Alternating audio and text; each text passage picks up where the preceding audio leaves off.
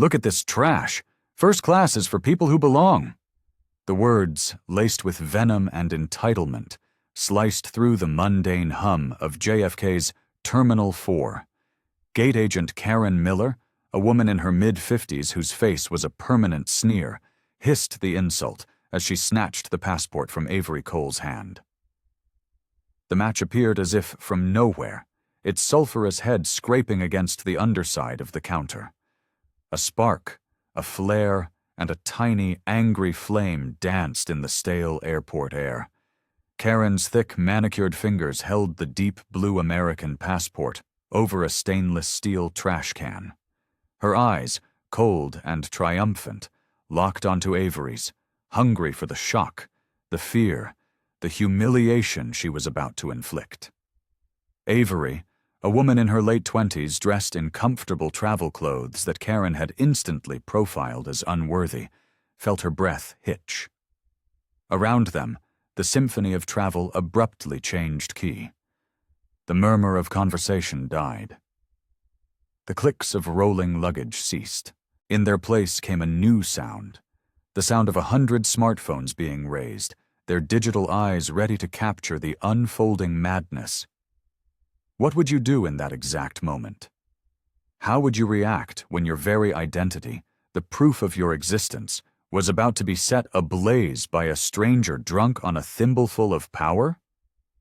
Before we find out what happened to Avery, do me a solid and hit that subscribe button and ring the notification bell. Trust me, you are not going to want to miss a single shocking second of this story. With a flick of her wrist, Karen swept Avery's boarding pass from the counter. It fluttered down, a wounded bird, landing on the grimy floor by Avery's simple, worn sneakers. "Pick it up, sweetie," Karen commanded, her voice dripping with condescension. "On your knees where you belong." The tiny flame from the match licked at the corner of the passport. The gold lettering of United States of America began to bubble, turning from a symbol of pride to a black, cancerous char. A wisp of acrid smoke curled towards the ceiling. "Stop filming!" Karen barked at the sea of phones, her authority suddenly absolute in her own mind. "This fraud doesn't need an audience." Avery's messenger bag, heavy with secrets, slipped from her shoulder, thudding softly against her hip. Deep inside, nestled in a specially designed wallet, her government identification remained unseen. Have you ever felt a humiliation so profound, so public, that it felt like your soul was being flayed open while a crowd watched? The corner of the passport, a document that had taken her to 37 countries, erupted in a bright orange flame. Karen Miller's grin widened, a grotesque crack in her mask of professional service, as she watched the Federal Eagle emblem melt into a puddle of black ash. "There we go," she cooed, as if soothing a child. She dropped the burning document into the metal bin. "Problem solved." Avery stared, her face a mask of calm, as her identity dissolved into fire and smoke. The blue cover curled and crackled.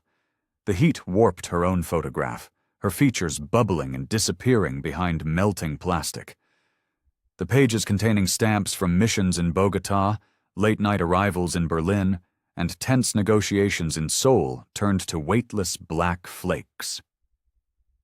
"You just destroyed a federal document," Avery said, her voice quiet but carrying an unnatural weight in the charged silence. "I destroyed a fake," Karen shot back, crossing her arms over her chest, satisfaction radiating from her like heat. "That's what we do with trash trying to sneak into first class?" A teenager named Chloe Chen, her phone held high, was live streaming to an audience of 40,000 people. The comments exploded across her screen, a digital torrent of outrage. "OMG, she actually burned it! And call the FBI right now! And that is a felony." The massive digital departures board behind them blinked with cold indifference. Flight 815, boarding, 38 minutes remaining. Avery's government-issued phone vibrated against her hip, a low, insistent buzz. The caller ID read, "DC Director, urgent." She ignored it. The smoke from the bin, thick and chemical, finally triggered the overhead sensors. A maintenance worker hurried over with a fire extinguisher, but Karen waved him away with imperial confidence. Just some document disposal, nothing to see here. A few gates down, a business traveler named Marcus Webb was also live streaming, his TikTok caption blunt and viral: "Racist gate agent burns black woman's passport at JFK." Within minutes, the hashtag #PassportFireJFK began to trend nationally. Avery knelt, not in submission, but with a deliberate, controlled grace, to retrieve her boarding pass from the floor. The paper was now scuffed with the dirty footprints of a dozen hurried travelers. "Stay down there," Karen commanded, her voice sharp. "It suits you." A collective gasp rippled through the passengers. Several people who hadn't been recording started now, drawn by the sheer audacity of the cruelty. Avery stood up slowly, the crumpled boarding pass in her hand. In the corner of the first-class ticket was a subtle stamp, nearly invisible unless you knew what to look for. A tiny eagle inside a circle, the mark of federal priority clearance. In her bag, her FAA chief investigator's badge remained hidden. "Ma'am, I need to board this flight," Avery said, her voice perfectly level, a calm lake in a hurricane of chaos. "Not with a pile of ashes, you don't," Karen sneered, poking at the smoldering remains with a ballpoint pen. "Look at this mess. Cheap foreign printing. Always burns fast." The pages had separated in the fire, revealing the ghost of her life's work. Visas from allies and adversaries alike curled into ash, a decade of legitimate, high-stakes government travel reduced to carbon. "I can verify my identity through the system," Avery offered, testing the next step of the protocol. "System's down," Karen lied without a flicker of hesitation. "Besides, people with fake passports probably have a whole wallet full of fake IDs. What's next? A counterfeit driver's license?" Avery's phone buzzed again. This time, Federal Air Marshal Service. Priority. The commotion had finally drawn uniformed attention. Airport Security Officer Mike Davis arrived, his expression already set to deal with a problem passenger. He saw the smoke, the crowd, the burned passport, and his brain, conditioned by years of routine, made an immediate and disastrous assumption. "What's the situation here?" he asked Karen, addressing her as the authority figure. "Fraudulent document," Karen reported, gesturing to the bin as if presenting a trophy. "This woman was attempting to board with an obvious fake. I disposed of it properly." Officer Davis peered into the ashes. He turned to Avery. "Ma'am, did you attempt to use a fraudulent document at a federal checkpoint?"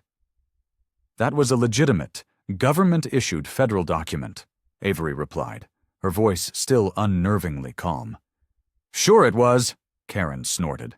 "That's why it went up like a napkin at a barbecue. Real passports have security features. They don't just catch fire." The crowd of passengers began to splinter into factions. An older woman in a string of pearls nodded at Karen. "Good for you. These scammers are getting bolder every day." But the younger passengers, led by Chloe Chen, whose viewer count had just rocketed past 100,000, were a chorus of digital fury, their comment sections demanding federal investigations and immediate termination. Avery's messenger bag shifted again as she subtly adjusted her stance. The small, heavy chain attached to her official badge was now partially visible against the dark fabric. She pulled the strap, concealing it again. Gate Supervisor Sharon Vance arrived, her face a mask of annoyance. She surveyed the scene, the smoldering bin, the security officer, the wall of phones, and Avery standing in the eye of the storm. "Karen, what in God's name happened?" "Attempted fraud," Karen announced, her chest puffing with self-importance. "I protected our airline from a potential criminal." Sharon peered into the trash can. Fragments of Avery's passport photo were still there, a charred mosaic of a face. She turned to Avery, her tone dripping with the weary disdain of a manager who just wanted the problem to disappear. "Ma'am, trying to board a flight with fake documents is a serious federal crime. We're going to have to detain you." Avery's phone rang again, a different sound this time. A sharp, piercing tone that cut through the noise. The screen flashed. "FAA emergency line." "I need to take this call," Avery stated. "You need to cooperate," Sharon snapped back. "Criminals don't get to make phone calls." The departures board updated. Flight 815. Boarding. 32 minutes remaining. Avery watched as a final piece of her diplomatic immunity page, a document that had granted her passage through some of the most dangerous places on Earth, floated up on a thermal current and disintegrated. More security officers were arriving, forming a loose, intimidating circle. They all saw the same picture: a young black woman, a destroyed document, and a confident airline employee. They all saw Avery as the threat. Karen, basking in the attention, addressed the crowd like a conquering hero. "It's always the quiet ones, isn't it? They try the biggest scams." Avery's credentials remained hidden. Her priority boarding pass remained crumpled in her hand. Her government phone continued to buzz with calls that could scramble military jets, calls she could not answer. Not yet. The fire had died down, but the smoke and the stench of injustice hung heavy in the air. Avery's identity, for all intents and purposes, now existed only as the primary evidence in a federal crime that everyone in this circle believed she had committed. The gate manager, Tom Rodriguez, came rushing over, his nose wrinkled at the acrid smell. "What the hell is burning at my gate?" he demanded. "Fraudulent document," Sharon reported, pointing at Avery. Karen caught her. "Evidence has been disposed of." Tom looked in the bin. Avery's half-melted photo stared back at him like a silent accusation. The gold Federal Eagle had pooled into metallic tears on the bottom of the can. "Ma'am," he said, his voice hard, "you brought a fake document to a federal facility. That's a very serious crime." Avery's phone vibrated violently. "Homeland Security. Priority 1. She reached for it. "Don't touch the phone," Officer Davis commanded. "Hands where I can see them." On Chloe Chen's live stream, which had just exploded past 250,000 viewers, the comments were a blur. "Destruction of evidence," one read. "That is a federal crime, and she's doing it on camera." The departures board clicked again. Flight 815. Boarding, 26 minutes remaining. The circle of uniforms around Avery tightened. Her bag had shifted again, the chain in the corner of her badge now clearly visible to anyone who bothered to look down instead of at her face. "Look at her, cool as a cucumber," Karen announced to the crowd, her voice dripping with scorn. "Classic criminal behavior. They think if they don't react, we'll believe their lies." But some people were starting to notice things that didn't add up. Tom, the manager, peered closer into the bin. He saw fragments of security watermarks and micro-printing in the ashes, details that looked far too sophisticated for a common forgery. "These seem awfully detailed for a counterfeit," he muttered, just loud enough for Karen to hear. Her confidence flickered for the first time. "High-quality fakes," she said quickly. "That's how they fool you." Avery's phone rang again with that same piercing, official tone. This time, a woman in military fatigue standing nearby looked up, her eyes wide with recognition. "That's a government phone," she said to her companion. "Those have specific federal alert tones." "Criminals steal government phones all the time," Karen countered, a new edge of desperation in her voice. "It's all part of the scam." The flight crew for Flight 815 arrived, led by Captain James Morrison. He took in the scene with a pilot's practiced eye for trouble. "We have smoke, a crowd, and a half-dozen security officers at our gate," he said to Tom. "What's our delay?" "Document fraud investigation," Tom replied. "A passenger tried to board with a fake ID. It was burned." "Burned?" The captain looked puzzled. "Why would anyone burn it?" "Because it was obviously a cheap fake," Karen insisted, her voice getting louder. "Real documents don't burn like that." For the first time since the ordeal began, Avery addressed someone other than her accusers. "Sir," she said, looking directly at Captain Morrison, "all paper-based documents will combust when exposed to an open flame. Their material composition doesn't prevent ignition." The captain studied her. Her calm, precise, technical language was jarringly out of place for someone supposedly caught in a cheap scam. He was a man trained to notice when things were not as they seemed. The board updated. Flight 815. Boarding, 22 minutes remaining. Avery's phone now showed 17 missed calls from secure federal numbers. Her bag had shifted further. The FAA investigator credential was now almost entirely visible. A new security officer, Jennifer Walsh, noticed it. "Ma'am, what's that badge in your bag?" she asked. Avery glanced down. "Personal identification."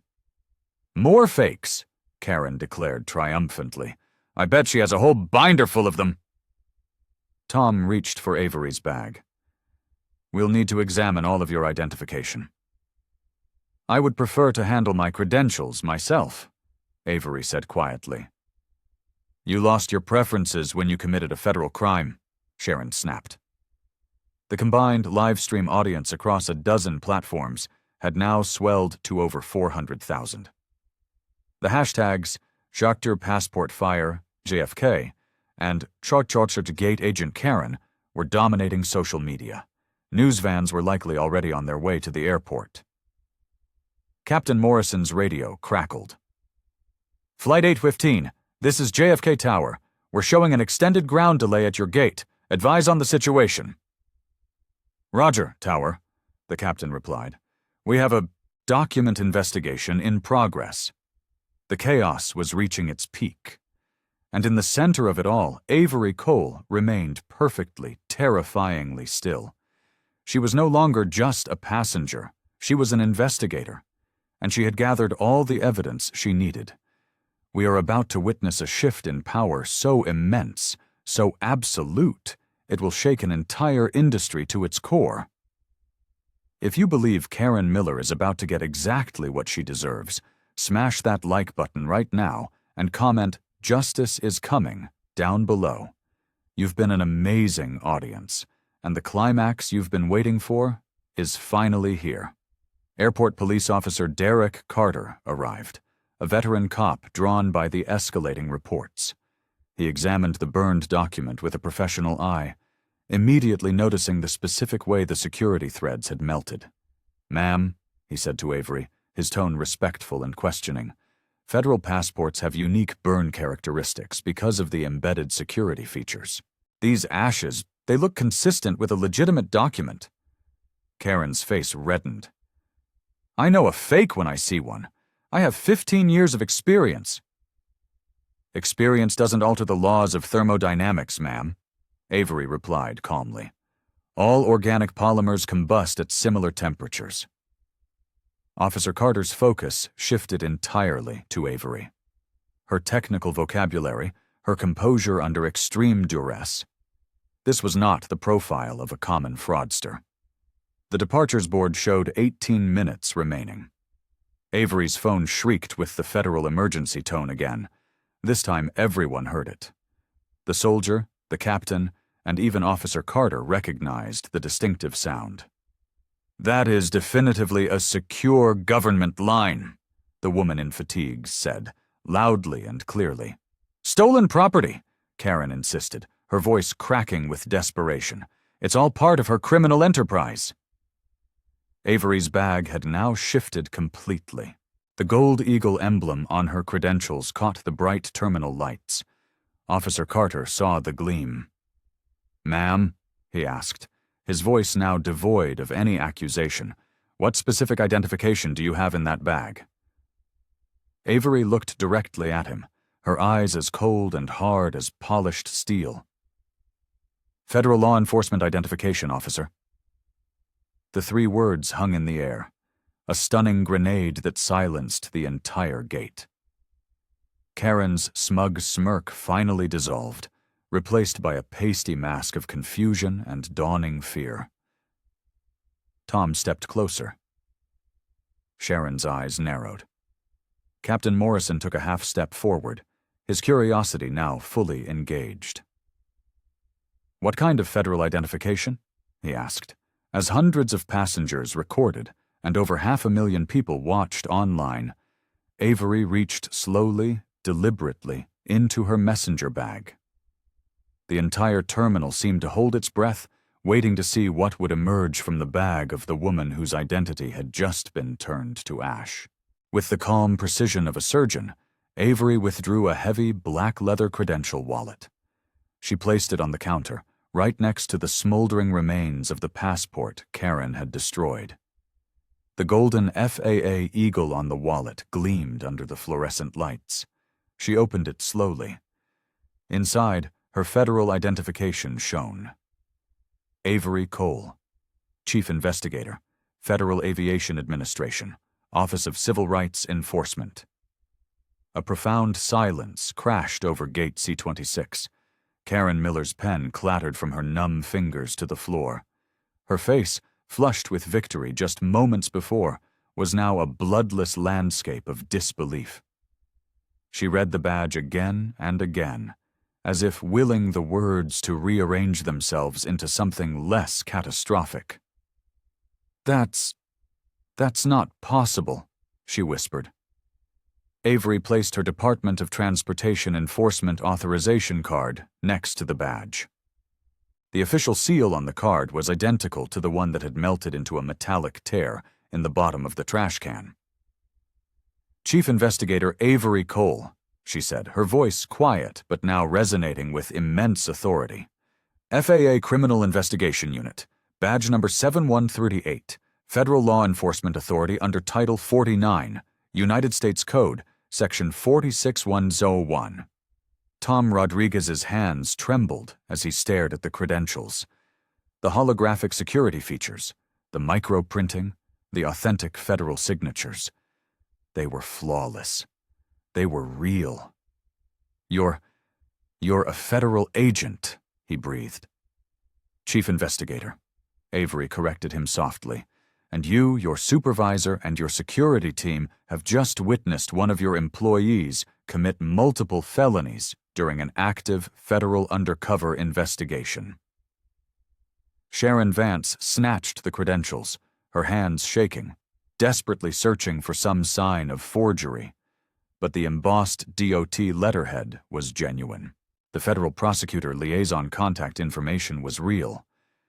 Avery's official photo stared back, a stark contrast to the charred, melted image in the trash bin.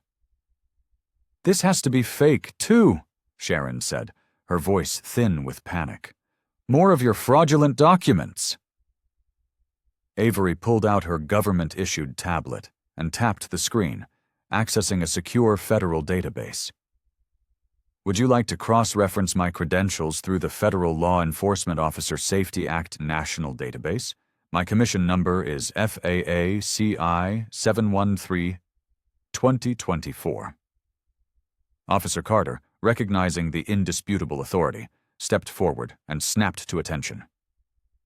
"Ma'am, on behalf of airport security, I deeply apologize for this misunderstanding." "You followed your initial protocol, officer," Avery interrupted, her voice sharp. "Ms. Miller, however," she turned her gaze to Karen, "committed multiple federal crimes on a live stream witnessed by, at last count, over 500,000 people." Karen stared at the ashes she had created, the federal seal she had melted, the government property she had so gleefully destroyed.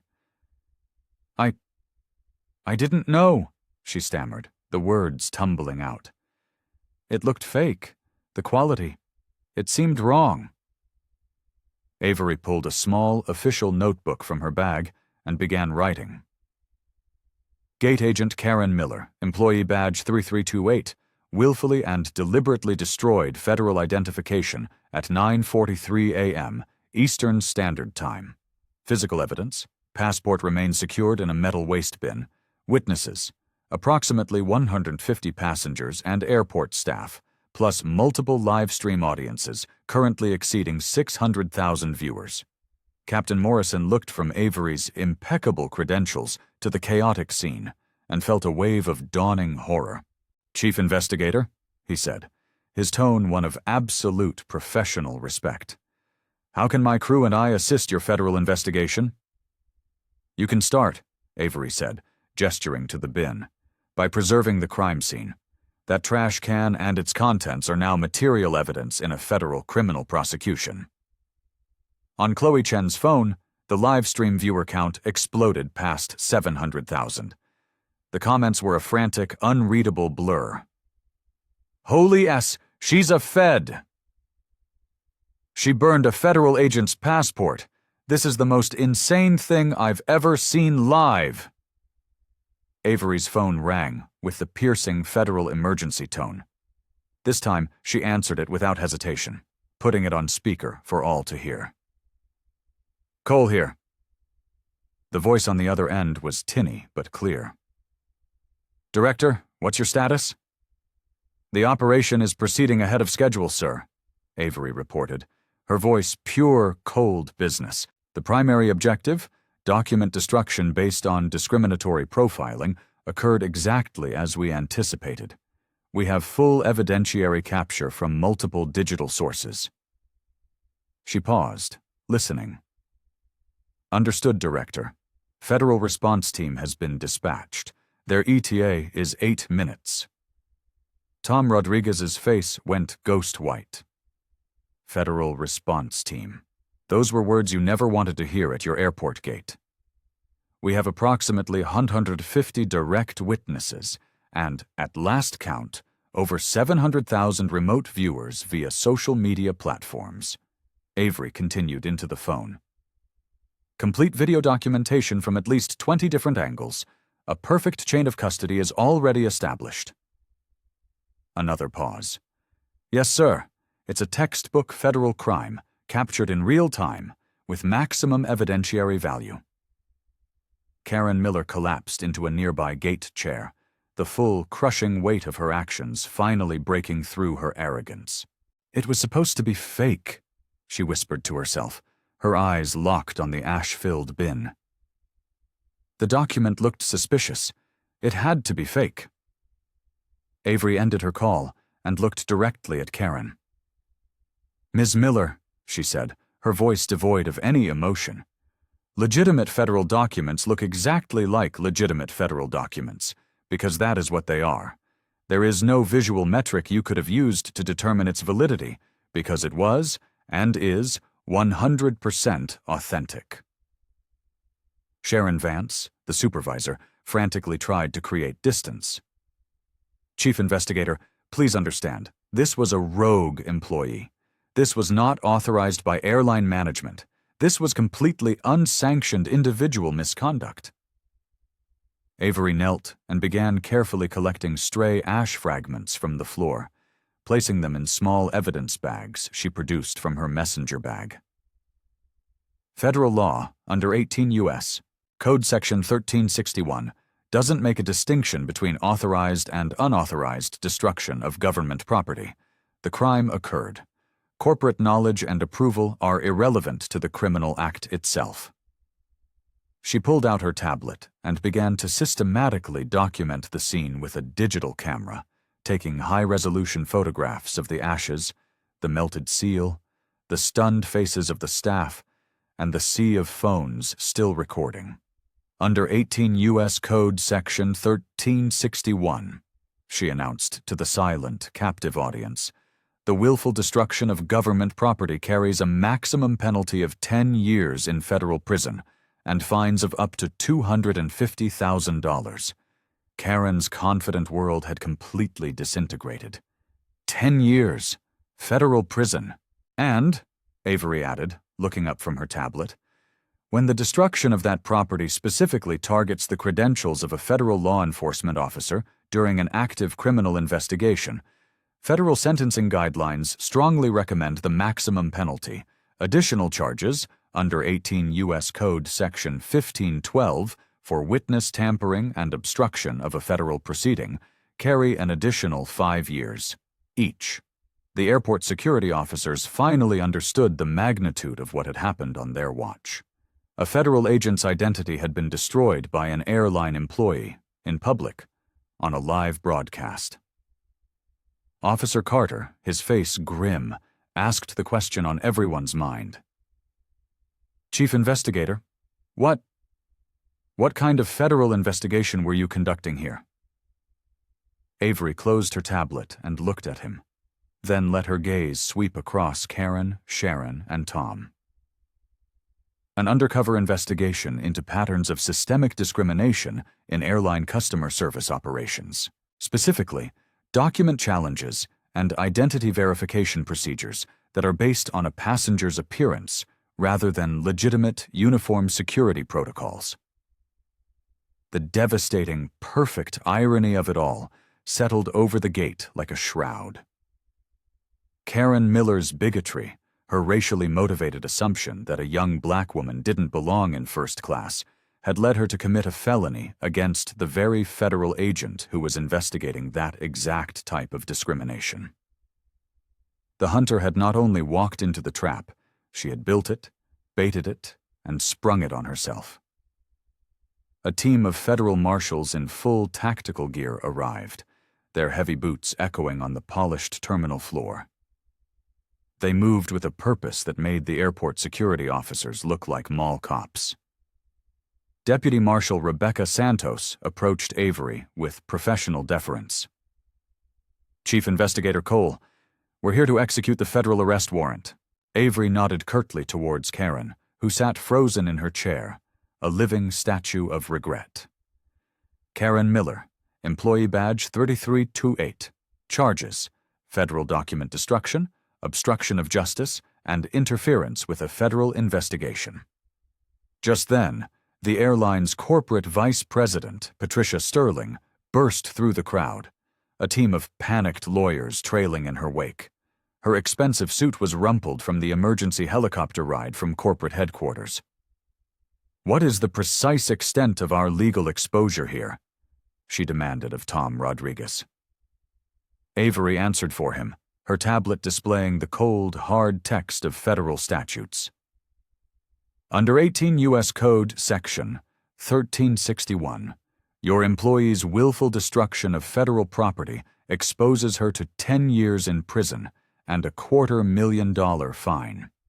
Your corporate liability, under the doctrine of vicarious responsibility, could easily reach $50 million in federal penalties."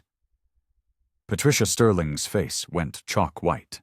"$50 million? That's just the criminal exposure," Avery continued, her voice relentless. "The civil rights violations, under 42 U.S. Code Section 1983, carry potentially unlimited damages.